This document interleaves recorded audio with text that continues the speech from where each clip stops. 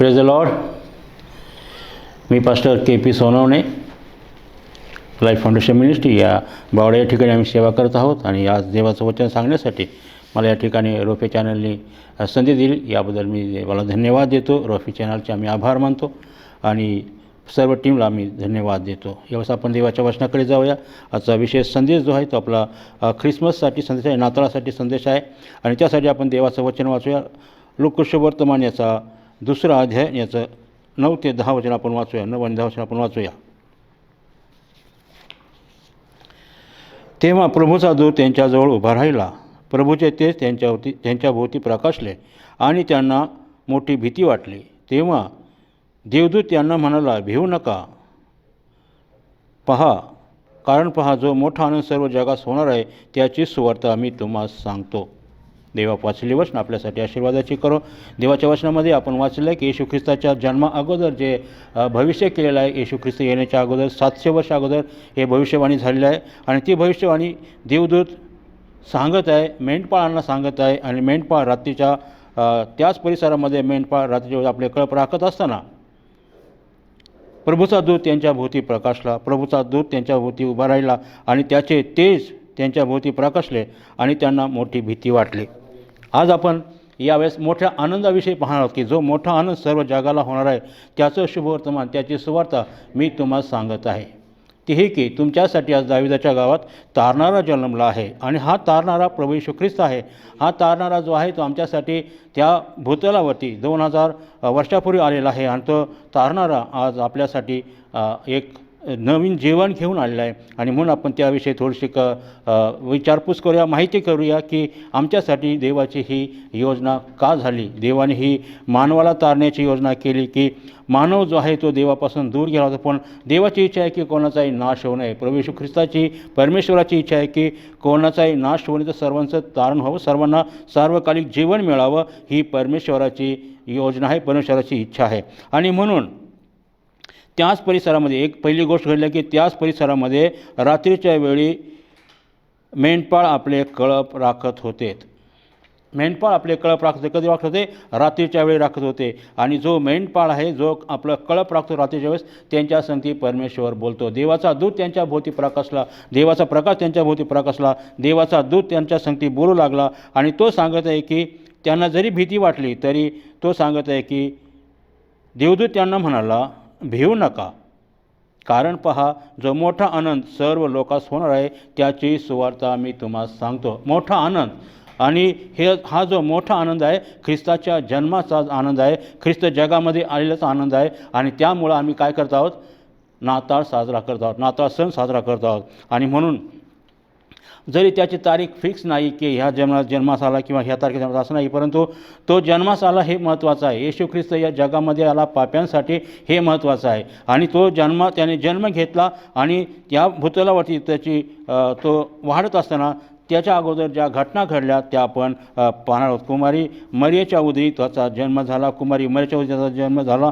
आणि ज्यावेळेस मरिया गरोदर होती, तिला देवदूतांनी सांगितलं की हा जो मोठा आनंद आहे सर्व जगाला होणार आहे त्याची सुवार्ता मी तुम्हाला सांगत आहे. आणि ती सुवार्ता ही आहे की आज तुमच्यासाठी दाविदाच्या गावात तारणारा जन्मला आहे. 11 वचन आपण वाचूया. ती ही की तुमच्यासाठी आज दाविदाच्या गावात तारणारा जन्मला आहे. आणि तुम्हास खून ही की बाळंत्याने गुंडाळून गव्हाणे ठेवलेले एक बाळक तुम्हास आढळेल. इतक्या स्वर्गातील सैन्यांचा मोठा समुदाय त्या देवदूताजवळ अकस्मात प्रगट झाला. देवदूत देवाची स्तुती करीत म्हणाले, ऊर्ध्वलोकी देवाला गौरव आणि ज्याच्यावर त्याचा प्रसाद झाला आहे त्या मनुष्यास शांती. आता हा ख्रिस्ताचा जन्म किंवा हा नाताळ जो सण आहे हा शांती देणारा सण आहे, आनंद देणारा सण आहे. आमच्या जीवनामध्ये जर अशांती असेल तर आम्ही ख्रिस्ताकडे येणं गरजेचं आहे. कारण ख्रिस्त हा शांतीचा राजा आहे, येशू हा शांतीचा राजा आहे. आणि शांती देण्यासाठी प्रभू परमेश्वर या जगामध्ये आला. तुम्हाला आणि मला शांती मिळावी, तुमचं आणि माझं तारण व्हावं, यासाठी प्रभू परमेश्वर या जगात आलेला आहे. हालेलुया. आणि म्हणून या ठिकाणी आपण वाचतो की ज्यावेळेस प्रभूचा जन्म झाला त्यावेळेस योसेफाला दर्शन दिलं, मरीला दर्शन दिलं देवतांनी. आणि मरीला सांगितलं की हे कृपा पावले श्री मत्ते कुष्ठ वर्तमान याचा पहिला अध्याय आपण पाहूया. मत्ते याचा पहिला अध्याय मग ते कुष्ठवर्तमानाचा पहिला अध्याय आणि त्या ठिकाणी येशू ख्रिस्ताचा जन्म कशा प्रकारे झाला आणि तो सांगत आहे की बघा, येशू ख्रिस्ताचा जन्म ह्या प्रकारे झाला आणि त्याची आई मरिया हिचे योशेबास वाग्दंड झाल्यावर त्याचा सहवास होण्यापूर्वी ती पवित्र आत्म्याच्या रूपाने गर्भरूप झाली. तिचा पती योसेफ नीतिमान होता. तिचे बेआबरी होऊ नये म्हणून तिला गुप्तपणे सोडून देण्याचा त्याने विचार केला. योसेफ हा जो नीतिमान मनुष्य होता, म्हणजे ख्रिस्ताचा जन्म जर व्हायचा आहे आमच्या हृदयामध्ये, आमच्या अंतःकरणामध्ये आम्ही नीतिमान असणं गरजेचं आहे. आणि नीतिमान आम्ही कधी होतो? जेव्हा आम्ही ईश्वर स्वीकारतो तेव्हा आम्ही नीतिमान होतो. आणि म्हणून योसेफ हा नीतिमान होता आणि तिची म्हणजे मरियेची बेआबरू होऊ नये म्हणून तिला गुप्तपणे सोडून द्यावं असं त्यांनी मनामध्ये विचार केला. पण देवदूत त्याला येऊन सांगत आहे की योसेफा, तू जो विचार केलास तो खरोखरच चांगला नाही, कारण जो मरियेच्या पोटी जो गर्भ आहे तो पवित्र आत्म्यापासून आहे आणि तो देवाचा पुत्र आहे आणि मरियेला आपली पत्नी म्हणण्याचा अनुमान करू नकोस. म्हणून त्याने तिचा स्वीकार केला आणि ती दोघं ज्यावेळेस त्या देशामध्ये किंवा त्या गावामध्ये, त्या बेथलेहमी गावामध्ये गेले, त्या ठिकाणी येशू बाळाचा जन्म झाला, गवानीमध्ये जन्म झाला. राजांचा राजा, प्रभूंचा प्रभू असतानाही त्यांनी काय केलं?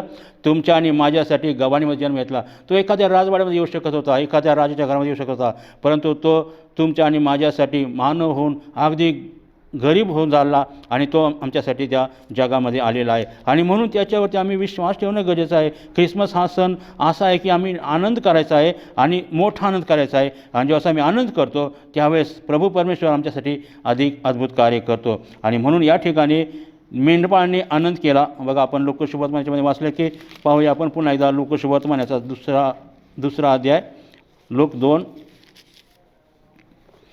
त्या ठिकाणी मेंढपाळांना जी बातमी सांगितली की तुमच्यासाठी आज दाविदाच्या गावात जन्मला आहे, तारणारा जन्मला आहे आणि तो ख्रिस्त प्रभू आहे. आणि जेव्हा त्यांनी ही बातमी ऐकली ते म्हणाले की चला. मग 15 वचन, लोक 2:15. मग असे झाले की देवदूत त्यांच्यापासून स्वर्गात गेले. तेव्हा मेंढपाळ एकमेकास म्हणू लागले, चला आपण बेथलेहेमापर्यंत जाऊ व झालेली ही जी गोष्ट प्रभूने आपल्याला कळविली आहे ती पाहू. तेव्हा ते घाईघाईने गेले आणि मरिया, योसेफ व गव्हाणीत ठेवलेले बाळक ही त्यांना सापडले. त्यांनी त्यास पाहिल्यावर त्या बाळकाविषयी जे त्यांना कळविण्यात आले होते ते त्यांनी जाहीर केले. मग ऐकणारे सर्व जण त्या मेंढपाळांनी सांगितलेल्या गोष्टीवरून आश्चर्यचकित झाले, आश्चर्य करू लागले. पण लोकांनी आश्चर्य केलं, परंतु मेंढपाळांना आनंद झाला, त्यांनी आनंद केला. आज आम्ही विश्वासणारे या नात्याने देवाच्या येशूच्या जन्माविषयीचा आनंद करूया, त्याचं गौरव करूया, कारण तो मोठा आनंद सर्व जगात होणार आहे. त्याची सुवार्ता आज तुम्हाला सांगत आहे की तुमच्यासाठी आज दाविदाच्या गावात तारणारा जन्मला आहे. तारणारा म्हणजे आमचं तारण, पापापासून सोडवणारा, शापापासून सोडवणारा, संकटातून सोडवणारा, आजारातून सोडवणारा असा परमेश्वर तो आम्हाला लाभला आहे. कारण की तो शांतीचा राजा आहे. यशायाच्या पुस्तकामध्ये आम्ही वाचतो की तो शांतीचा राजा आहे, प्रिन्स ऑफ पीस आहे. जर येशू जर आमच्या हृदयामध्ये आला तर आम्हाला शांती मिळाली आहे, आम्हाला आशीर्वाद मिळाला आहे. आणि तो हृदयामध्ये येण्यासाठी आम्ही नीतिमान असणं गरजेचं आहे. जसा योसेफ नीतिमान होता त्यामुळे त्याचं काय झालं, त्या ठिकाणी देवाने त्याला आशीर्वादित केलं. त्या ठिकाणी येशूचा जन्म झाला. आणि मरियाविषयी असं म्हटलं आहे की मरिया ही कृपा पावलेली स्त्री होती. ती तिच्यावरती देवाची कृपा असल्यामुळं देवाने तिला आशीर्वादित केलं. ती कृपा पावलेली स्त्री आहे आणि म्हणून देव तिला म्हणत आहे की हे कृपा पावलेली स्त्रिये, कल्याण असो. आणि देवाने तिला कृपा पावलेली स्त्री म्हटलं आहे. आणि नंतर ती एका तिच्या नातेवाईकाला भेटायला गेली. अलिशिबा तिची नातेवाईक होती, तिला भेटला गेली आणि ती अलिशिबा त्यावेळेस 6 महिन्याची गरोदर होती. आणि जेव्हा मरिया त्या ठिकाणी गेली त्यावेळेस तिच्या उदरामध्ये, मरियाचं अभिवादन ऐकून तिच्या उदरामध्ये त्या बाळाने उडी मारली. मग ती अलिशिबा तिला म्हणली की तू स्त्रियांमध्ये तू धन्य आहेस आणि तुझ्या पोटचं फळ धन्य. आणि म्हणून आम्ही आशीर्वादित असणं अशी देवाची इच्छा आहे. जेव्हा आम्ही आशीर्वादित असतो त्यावेळेस ख्रिस्ताचा जन्म आमच्या हृदयामध्ये होतो. जेव्हा आमच्या हृदयामध्ये ख्रिस्ताचा जन्म होतो तेव्हा आमच्या जीवनातील सगळ्या अडचणी, सगळ्या समस्या, सगळं दुःख, त्रास निघून जातं. कारण की ख्रिस्त हा आमच्या जीवनामध्ये आलेला परमेश्वर आहे. आणि जेव्हा या ख्रिसमसच्या दिवसामध्ये ख्रिस्ताचा, येशूचा जन्म आमच्या हृदयामध्ये व्हावा अशी देवाची इच्छा आहे. ज्यावेळेस तो 2000 वर्षापूर्वी त्याचा जन्म झाला तो गायीच्या गोठ्यामध्ये झाला, पण देवाची अशी इच्छा आहे की यावेळेस प्रभूचा जन्म आमच्या हृदयामध्ये व्हावा. आणि त्यासाठी आम्हाला आमचं हृदय स्वच्छ करायचं आहे. आणि ते आमचं हृदय कशाने स्वच्छ होणार आहे? येशूच्या रक्ताने स्वच्छ होणार आहे. आणि ते हृदय जर स्वच्छ झालं तर ख्रिस्त आम्ही नीतिमान होणार आहोत आणि मग आम्हावरती देवाची कृपा होणार आहे. आणि जेव्हा देवाची कृपा होईल त्यावेळेस आमचा ख्रिस्ताचा जन्म आमच्या हृदयामध्ये होईल. आणि म्हणूनच हा सगळ्यात मोठा आनंद आहे. हा जो आनंदाचा क्षण आहे, हा आनंदाचा महिना, आनंदाचे दिवस आहेत. या दिवसामध्ये आपण आनंद करूया आणि प्रभूचा स्वीकार आपल्या अंतःकरणामध्ये करूया. देवबाप करो आणि वचन आपल्यासाठी अधिक आशीर्वादाची करो. प्रार्थना करूया. दयाळू परमेश्वरा, आम्ही तुला धन्यवाद देतो, स्तुती करतो, उपकार मानतो परमेश्वरा. आजच्या दिवसामध्ये प्रभू तुझा गौरव करण्यासाठी तुझा संदेश, तुझं वचन तू आमच्यासाठी दिलंस, याबद्दल तुला धन्यवाद देतो. दयाळू परमेश्वरा, 2000 वर्षापूर्वी तुझा जन्म त्या गाईच्या गोठ्यामध्ये झाला, पण आता परमेश्वरा तुझी इच्छा आहे की तुझा जन्म आमच्या हृदयामध्ये व्हावा. आणि म्हणून जे जे ऐकत आहेत परमेश्वरा, त्या प्रत्येकासाठी प्रार्थना करतो, ख्रिस्ताचा जन्म खऱ्या खऱ्या अर्थाने आमच्या हृदयामध्ये व्हावा, आमच्या अंतःकरणामध्ये व्हावा. कारण की तू आमच्या हृदयाचं दार ठोकत आहेस. आणि परमेश्वरा, आम्ही तुला हृदयामध्ये घ्यावं. आणि जेव्हा आम्ही तुला हृदयामध्ये घेऊ तेव्हाच आमच्या जीवनामध्ये तुझा आशीर्वाद येणार आहे, तुझी शांती येणार आहे, तुझा प्रेम येणार आहे. आणि परमेश्वरा, तुझं प्रीती आमच्यामध्ये येणार आहे. म्हणून आम्ही तुला धन्यवाद देतो, स्तुती करतो, उपकार मानतो परमेश्वरा. तुला धन्यवाद देतो परमेश्वरा, रोफे टी व्हीसाठी परमेश्वरा. या रोफे टी व्हीच्याद्वारे तुझं वचन जगाच्या कानाकोपऱ्यामध्ये जात आहे, याबद्दल आम्ही तुला धन्यवाद देतो, स्तुती करतो. तारणारा प्रभू येशू ख्रिस्त याच्या नावात प्रार्थना करतो, म्हणून तो ऐक. Amen. Amen. God bless you. करा आनंद आनंद आनंद, करा आनंद आनंद आनंद. पाप्यांना तारण्यासाठी येशू आला जगात, पाप्यांना तारण्यासाठी येशू आला जगात. करा आनंद आनंद आनंद, करा आनंद आनंद आनंद. पाप्यांना तारण्यासाठी येशू आला जगात, पाप्यांना तारण्यासाठी येशू आला जगात. दाविदाच्या नगरात, बेथलेहेमी गावात, दाविदाच्या नगरात, बेथलेहेमी गावात. राजांचा राजा जन्मला, राजांचा राजा जन्मला. गव्हाणीत येशू अवतरला, गव्हाणीत येशू अवतरला. करा आनंद आनंद आनंद, करा आनंद आनंद आनंद. पाप्यांना तारण्यासाठी येशू आला जगात, पाप्यांना तारण्यासाठी येशू आला जगात.